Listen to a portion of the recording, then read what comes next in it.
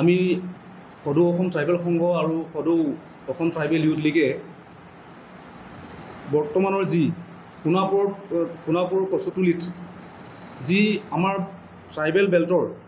মাটিত যিবিলাকে অবৈধ বিদেশী তেওঁলোকক উচ্ছেদ কৰিছে, সেই কাৰ্যটোক আমি বৰ্তমানৰ মুখ্যমন্ত্ৰী নেতৃত্বাধীন হেমন্ত বিশ্ব শৰ্মা মহোদয়লৈ আমি বিশেষভাৱে ধন্যবাদ জ্ঞাপন কৰিছোঁ। আৰু লগতে সন্মানীয় বিধায়ক ভুৱন পেগু ডাঙৰীয়ালৈ ভুৱন পেগু ডাঙৰীয়ালৈ আমি কিছুমান এই কিবা সামাজিক মাধ্যমৰ জৰিয়তে বা নিউজত দেখা পাইছোঁ, বহুত দূৰত থাকি তেখেতে আমাৰ বৰদলং লংকা বেটা ট্ৰাইবেল বেল্টৰ কিছুমান সমস্যাখিনি তেখেতে এছেম্বলিত উঠাইছে তেখেতক আমি বিশেষভাৱে ধন্যবাদ জ্ঞাপন কৰিছোঁ। আৰু লগতে বৰদলং লংকা বেটা ট্ৰাইবেল বেল্টেই নহয়, আমাৰ হোজাই ডিষ্ট্ৰিক্টত তিনিটা এখন ট্ৰাইবেল বেল্ট আৰু 2খন ব্লক আছে। সেইখিনিত যোনে অবৈধভাৱে দখল কৰি আছে, জাতি ধৰ্ম ভাষা নিৰ্বিশেষে যোনে বিদেশী হ'ল, বিদেশীক চিনাক্তকৰণ কৰি সেইখিনি জাগাৰ পৰা আমাৰ ট্ৰাইবেল বেল্ট আৰু ব্লকসমূহৰ পৰা উচ্ছেদ কৰাৰ কাৰণে আমি হিমন্ত বিশ্ব শৰ্মা ডাঙৰীয়ালৈ অনুৰোধ কৰিছোঁ। আৰু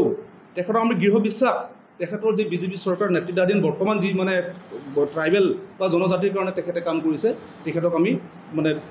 অশেষভাৱে ধন্যবাদ জ্ঞাপন কৰিছোঁ। ধন্যবাদ। সদৌ অসম ট্ৰাইবেল সংঘৰ হোজাই জিলা সমিতি আৰু হোজাই জিলা ট্ৰাইবেল ইউথ লীগৰ কৰ্মকৰ্তাসকলে একত্ৰিত হৈছোঁ। ইয়াৰ কাৰণটো হৈছে সমগ্ৰ অসমত 47টাকৈ ট্ৰাইবেল বেল্ট এণ্ড ব্লক আছে, য'ত নেকি জনজাতিসকলে বসবাস কৰি আছে আৰু জনজাতিসকলে যাতে শান্তিপূৰ্ণভাৱে বসবাস কৰিব পাৰে বা তেওঁলোকৰ যিবিলাক ভূমি সংৰক্ষিত হৈ থাকিব পাৰে, তাৰ কাৰণে এটা আইন বান্ধি দিয়া হৈছে, Assam land and revenue regulation 1886। আৰু এই আইনৰ চেপ্টাৰ 10 মতে বা 10ম অধ্যায়ৰ মতে ইয়াত কোনো নন প্ৰটেক্টেড ক্লাছৰ মানুহে ইয়াত মাটি বেচিবও নোৱাৰে আৰু কিনিবও নোৱাৰে। নন প্ৰটেক্টেড ক্লাছ বুলি কওঁতে বহুতে কিছুমানৰ ভুল ধাৰণা হ'ব পাৰে, কিন্তু কোনো এটা সম্প্ৰদায়ক নুবুজায়। বহুতে কয় যে নন প্ৰটেক্টেড ক্লাছ মানে কি হেৰিবিলাকে নেকি, মুছলমানসকলে নেকি বা বঙালীসকলে নেকি? তেনেকুৱা কোনো কথা নহয়। যিবিলাকে আইনগতভাৱে যাত Assam land and revenue regulation এক্টে যিটো প্ৰটেক্টেড ক্লাছৰ বাহিৰৰ যিখিনি, সেইখিনি গোটেইবিলাকেই নন প্ৰটেক্টেড ক্লাছ, যে তেওঁলোকে তাত মাটি বেচিবও নোৱাৰে আৰু কিনিবও নোৱাৰে। কিন্তু কিছুমান ঠগ প্ৰবঞ্চক এই দালালে কি কৰে, এই নন প্ৰটেক্টেড ক্লাছৰ মানুহবিলাকক তেওঁলোকৰ পৰা ফুচলাই কৰি তেওঁলোকৰ পৰা টকা পইচা লৈ তেওঁলোকে ট্ৰাইবেল বেল্টৰ মাটিত বহুৱাই থৈ আহেগৈ। সেই নন প্ৰটেক্টেড ক্লাছ হয়তো বঙালী সম্প্ৰদায়ৰো হ'ব পাৰে, মুছলমান সম্প্ৰদায়ৰো হ'ব পাৰে, আমাৰ কোচ কলিতা সম্প্ৰদায়ৰো হ'ব পাৰে, বা নেপালী সম্প্ৰদায়ৰো হ'ব পাৰে, বা বিহাৰী সম্প্ৰদায়ৰ লোকো হ'ব পাৰে। আৰু এই গোটেই সম্প্ৰদায়টোৱে নহয়, সম্প্ৰদায়ৰ কিছু সংখ্যক লোক যিসকলে অবৈধভাৱে বেদখল কৰি আছে। কোৱাৰ অৰ্থটো হ'ল যে অবৈধ বেদখলকাৰী বুলি ক'লে কোনো এটা সম্প্ৰদায়ক নিৰ্দিষ্টকৈ নুবুজায় বা সেই সম্প্ৰদায়ৰ গোটেই মানুহখিনিকেও নুবুজায়। বেদখলকাৰীয়ে। এতিয়া কথা হ'ল এই ঠগ প্ৰবঞ্চকসকলে কি হ'ল, টকা পইচা লৈ পেলাই তেওঁলোকক ফুচলাই কৰি তাত আপোনালোকে নিগাযোগে ইয়াত থাকিব পাৰিব, কোনো ধৰণৰ সমস্যা নাই ইত্যাদি কথাৰে তেওঁলোকক ফুচলাই কৰি তাত টকা পইচা লৈ বহুৱাই থৈ আহে। আজি 47টা ট্ৰাইবেল বেল্ট ব্লকত এনেকৈ দিনক দিনে পাৰ হৈ বৃদ্ধি হৈ গৈ আজি হাজাৰ অবৈধ বেদখলকাৰীয়ে ট্ৰাইবেল বেল্ট ব্লকত তেওঁলোকে বসবাস কৰি আছে, যাৰ কাৰণে জনজাতিসকলে শংকিত হৈ পৰিছে। সকলো ফালৰ পৰা, সামাজিক ফালৰ পৰা, ৰাজনৈতিক ফালৰ পৰা তেওঁলোকে আৰু আপোনাৰ অৰ্থনৈতিক ফালৰ পৰা কৃষ্টি সভ্যতা তেওঁলোকে বজাই ৰাখিব পৰা নাই।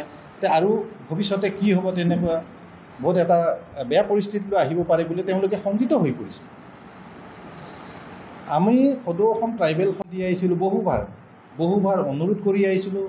বহু ধৰ্ণা কাৰ্যসূচী হাতত লৈছিলোঁ, বহু ধৰণৰ আন্দোলন কৰিছিলোঁ, গণতান্ত্ৰিক আন্দোলন, কিন্তু কোনো এটা চৰকাৰেই আজিলৈকে গুৰুত্ব সহকাৰে এই কাৰ্যবিলাক সম্পাদন নকৰিলে, কোনো ধৰণৰ এই জনজাতিসকলৰ এই ট্ৰাইবেল বেল্ট ব্লকৰ যিটো ভূমি সমস্যা, এই সমস্যাটো সমাধান নকৰিলে। কিন্তু আজি হিমন্ত বিশ্ব শৰ্মা ডাঙৰীয়া, যে অসমৰ মাননীয় মুখ্যমন্ত্ৰী ডক্টৰ হিমন্ত বিশ্ব শৰ্মা দেৱে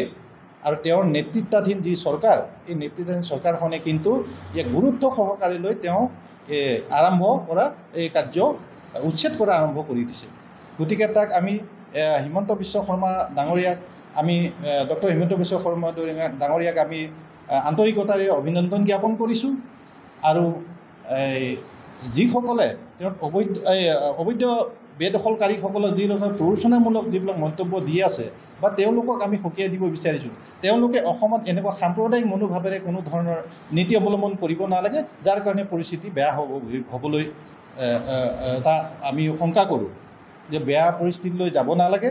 গতিকে তেওঁলোকে ধৰিব লাগে যে এইটো কোনো সম্প্ৰদায়ক লৈ কৰা নহয় বেদখলকাৰী যিয়ে বেদখল কৰিছে তে বেদখল মুক্ত হ'ব লাগিব সেইটোৱে কথা তাৰপিছতে আমাৰ হোজাই জিলাটো ট্ৰাইবেল বৰদলং লংকাভেটা ট্ৰাইবেল বেল্টত হাজাৰ হাজাৰ এতিয়া অবৈধ বেদখলকাৰীয়ে এতিয়াও বেদখল কৰি আছে গতিকে মাননীয় মুখ্যমন্ত্ৰী মহোদয়ক আমি অনুৰোধ জনাম যে আমাৰ এই হোজাইতো তেওঁলোকে বেদখল কৰা কাৰ্যটো উচ্ছেদ কৰা কাৰ্যটো তেওঁলোকে ইয়াতো আৰম্ভ কৰিব লাগে আৰু জনজাতিসকলক তেওঁলোকে এটা সুৰক্ষা দিব লাগে সেইটো আমি অনুৰোধ কৰিম আৰু যিবিলাক অন্যান্য ৰাজনীতিৰ নেতা আছে সকলোৱে নহয় কিছু সংখ্যক নেতাই আৰু কিছু সংখ্যক দল সংগঠনৰ নেতাসকলে যে এনেকুৱা যে এটা সাম্প্ৰদায়িক মনোভাৱেৰে তেওঁলোকে এই বিষয়টোক অন্য এটা দিশলৈ ঠেলি দিব নালাগে সেইটো কাৰণে আমি বিনম্ৰ অনুৰোধ জনাইছোঁ আৰু সমগ্ৰ অসমৰ সকলো সম্প্ৰদায়ৰ লোককে আমি অনুৰোধ জনাইছোঁ যাতে এইটো এটা সাম্প্ৰদায়িক মনোভাৱেৰে কেতিয়াও এই বিষয়টোক ল'ব নালাগে অবৈধ বেদখলকাৰী হয় সেইটো যিকোনো সম্প্ৰদায়ৰ হ'ব পাৰে গতিকে অবৈধ বেদখলকাৰীক উচ্ছেদ কৰাটোৱেই আমাৰ ইচ্ছা গতিকে চৰকাৰে আমাৰ ইচ্ছাক আমাৰ যিটো আশা বা আমাৰ যিটো দাবী সেইটো তেওঁলোকে পূৰণ কৰিছে গতিকে তাৰ কাৰণে ডক্টৰ হিমন্ত বিশ্ব শৰ্মা মহোদয়লৈ আমি অশেষ ধন্যবাদ জ্ঞাপন কৰিছোঁ যিকোনো খবৰৰ বাবে যোগাযোগ কৰক 7099017330 অথবা 709901